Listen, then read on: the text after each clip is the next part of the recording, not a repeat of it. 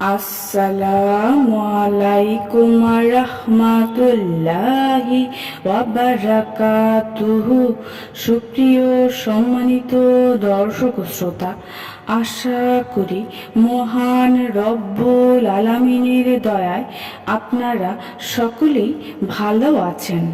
সুপ্রিয় সম্মানিত দর্শক শ্রোতা, হযরত উসমান রাদিয়াল্লাহু তাআলা আনহু থেকে একটি ঘটনা বর্ণনা করব। ঘটনার শিরোনাম হচ্ছে উসমান রাদিয়াল্লাহু আনহুকে হত্যার ষড়যন্ত্র। আপনাদের কাছে অনুরোধ থাকবে ঘটনাটি শেষ পর্যন্ত শুনবেন। আমিরুল মুমিনিন হযরত উসমান ফজরের নামাজের জন্য ঘর থেকে বের হলেন। অন্যান্য দিন যে দরজা দিয়ে মসজিদে প্রবেশ করেন, সেদিনও সেই দরজা দিয়েই মসজিদে প্রবেশ করলেন। হঠাৎ এক ব্যক্তি উসমান রাদিয়াল্লাহু আনহুর উপর হামলা করল। উসমান রাদিয়াল্লাহু আনহু বলে উঠলেন, তোমরা দেখো, তোমরা দেখো। লোকজন দৌড়ে এলো। আক্রমণকারীর হাতে তখন একটি খঞ্জন ছিল। উসমান আক্রমণকারীকে জিজ্ঞেস করলেন, এটা কি? সে বলল, খঞ্জর। আমি আপনাকে হত্যা করতে এসেছি। উসমান রাদিয়াল্লাহু আনহু বললেন, সুবহান আল্লাহ, তোমার জন্য আমার আফসোস, কিন্তু কেন?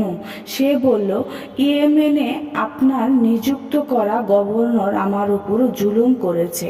উসমান রাদিয়াল্লাহু আনহু বললেন, তাহলে তুমি কি আমার কাছে এর বিচার চাইতে পারতে না? যদি আমি এর উত্তম বিচার না করতাম, তাহলে তুমি একটা সিদ্ধান্ত নিতে পারতে। আপনারা কি বলেন?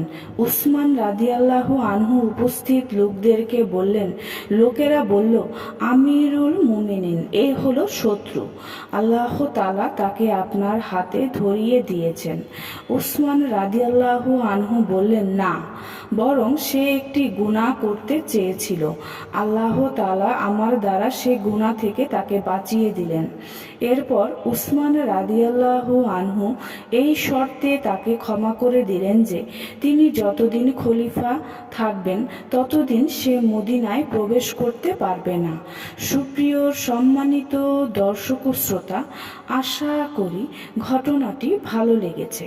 ঘটনাটি যদি ভালো লেগে থাকে অবশ্যই চ্যানেলটি সাবস্ক্রাইব করবেন, লাইক করবেন, কমেন্ট করবেন এবং বেশি বেশি শেয়ার করে দিবেন। সবাই ভালো থাকবেন। আল্লাহ হাফেজ।